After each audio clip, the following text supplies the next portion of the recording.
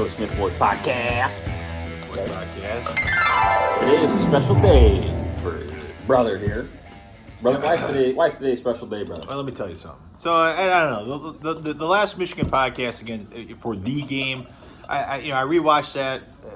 It left a little something to be desired. Well, it went long, that's for sure. Yeah, and it just left a little something to be desired. It really missed the essence of that day in that game. Yes. But what we're in for today, brothers, Michigan is playing Purdue for the Big Ten title.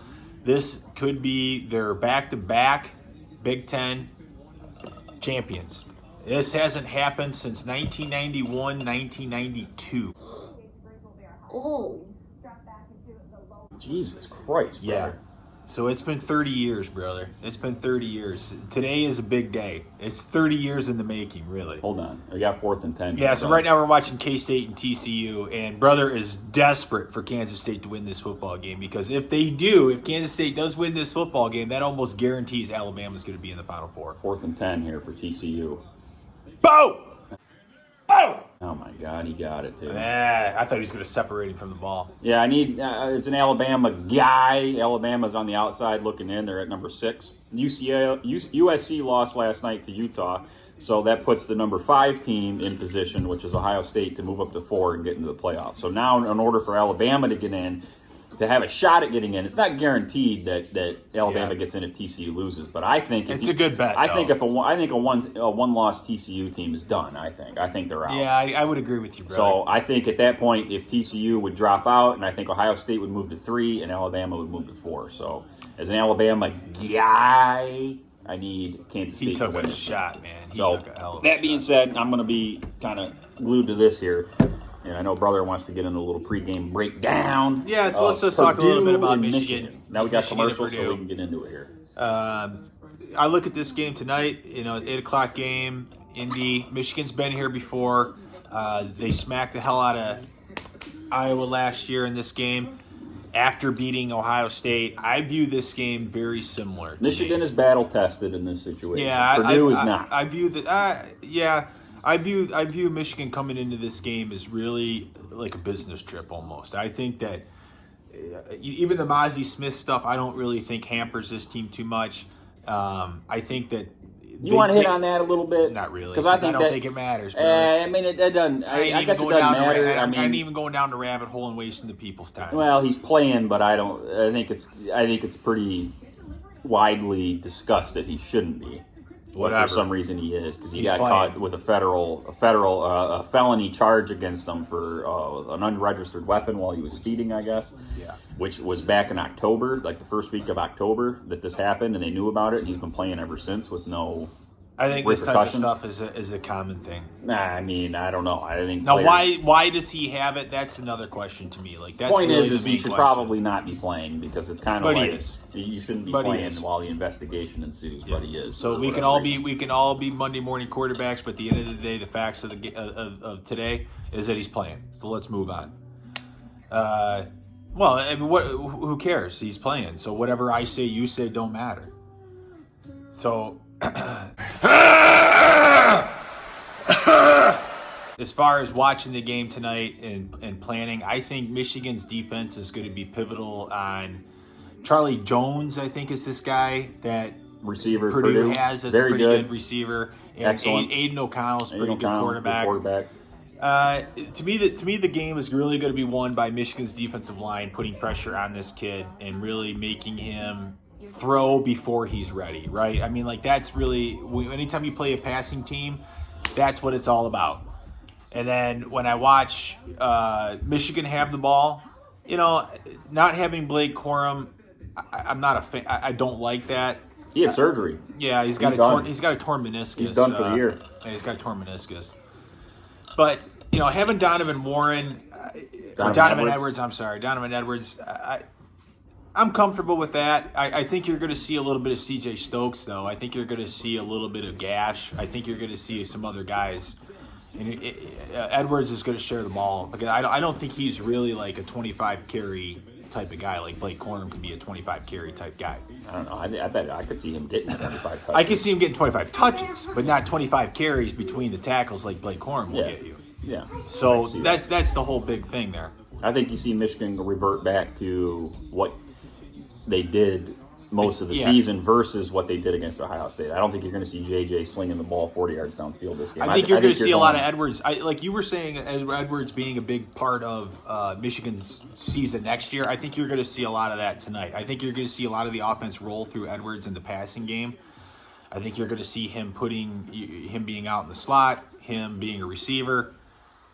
He stopped him. So I think that's a lot of what Michigan's going to do on offense. Michigan averages 40 points a game. They average like 200 and... Yes. Oh, holding. It's all coming back. A couple hundred yards on the ground. And Michigan's a force to stop. And I just don't see Purdue stopping them. Not on the offensive side. Now, when Purdue has the ball, I mean, yeah, they like to throw the ball. They're pretty good. They rush for, I think, 125 yards a game. I don't know. Michigan's just, I think, again, like a boa constrictor. That's how I view the Michigan football team right now. This is the best Michigan football team I've seen in 25 years, since the national title game, the national title season in '97. 2006 was a damn good team. Nah, they weren't as good as this game, as this team. This is the best. These last 2 years are the best Michigan football I've seen in 25 years. It's really the only Michigan football you've seen. Yeah, I know, but I'm just saying, like, it's good. Like, they are good, and they know they're good. Like, that's how I view Michigan. I think they know they're good. Going down to Columbus and just smacking the shit out of Ohio State all afternoon last week, I think put a lot of confidence in them. I think it did. I think they look at this game at Purdue, and I think they go, this is business to them now. They did. I think that does build some confidence, but games like that are can also be rat poison, as Nick Saban likes to call it, because they could get a little overconfident and take Purdue lightly, and Purdue could, end up scoring 40 points. So how do you see this game going, brother? I don't know. Let's get to your quick assessment of the game here. What do you foresee tonight? What do you think is going to happen? I think Michigan wins. I mean, I think Michigan does what they have done all year long. I think they revert back to kind of the power run game. Boa constrictor? It'll be a slow burn the first half. It'll be something like 14-10 going into half, and it'll be like Michigan's kind of looking sluggish and not very good, and Brothers like, this is terrible. I'll probably be dancing around, yelling and stuff most of the game. Second half will come around, and Michigan will really turn it on. I'll relax a little bit. Yeah, Michigan will turn it on in the second half and end up winning by like 17 or something. Yeah, they're going to boa constrictor. They'll hit a couple big plays that really break the game open and break Purdue's will. All right, so... The game is 16-point favorite, Michigan. We have an over/under of 52.5, brother. What's your bet here, boy? What was it? 16.5 spread. 16-point spread. 60% of the bets are on Michigan, and the over/under is 52.5. 57% of the bets are the under. Yeah, I would say Purdue covers the 16 points. I think it's going to be closer. I think Purdue keeps it pretty close most of the game. You think so? I think so. Okay. Purdue can sling it with the best of them. They can come from behind if they need to. If they can sling the ball. Yeah, that's what I'm saying. Like if they're down 2 scores, I can see Purdue like throw. Charlie Jones is really good. Well, they're going to have to cheat a safety over top of him, like Michigan did against Marvin Harrison Jr. And what was the over/under? 52? 52.5 is the over/under. 57% of the bets are under. I'll take the over. I think you end up 2.5. I think you end up kind of with. What do you think the score is? Give me a score. Give me a score here. 35-28. Really? That close? 7-point game, brother?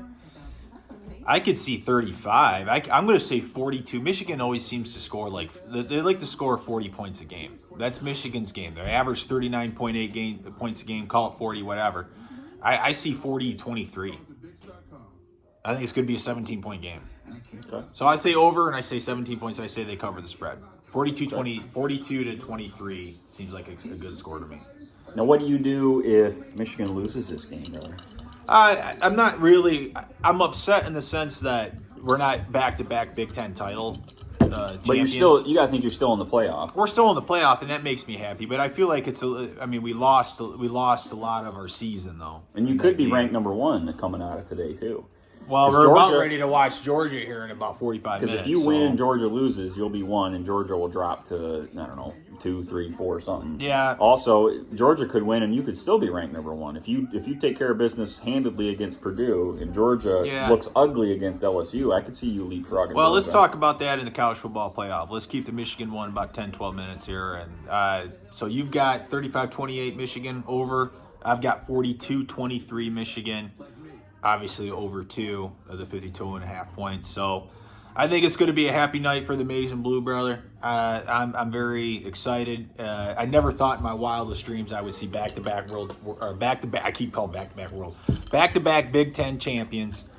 It's simply amazing to me. I am so ecstatic. I don't see us losing, and that's how confident I am. I'm never usually this confident for Michigan football. You shouldn't lose. But it's one of those things where, like, the last 2 years have proven to me that this team there's something about them. There's an edge about them. I'm going to do that to you. That type of a play about how they go about their what they do every Saturday. It's just a beautiful thing to watch as a Michigan fan. If you're a Michigan fan, which I'm sure you are watching this, you got to admit, like, through the Rich Rod years and the Brady Hoke years, and you were just like, what the fuck, man? I mean, this sucks. And then through early Harbaugh, it was just like, I wanted Harbaugh fired. I mean, I was so down through the Brady Hoke. Most people wanted Harbaugh fired. You just hoped and prayed.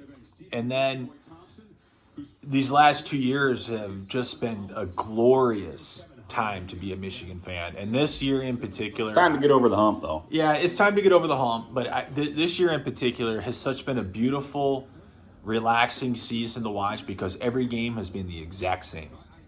Every game, except the Ohio State game, really. Yeah, but still, even then, you kind of knew you were going up against a harder opponent. You were willing to accept this is going to be more of a challenge. But my God, it has been such a beautiful season to watch. The Illinois game gave me nerves. I was so nervous during the Illinois game. I was like, "Don't piss it away right here! Don't piss it away!" And they fought back. But Hoochie mama.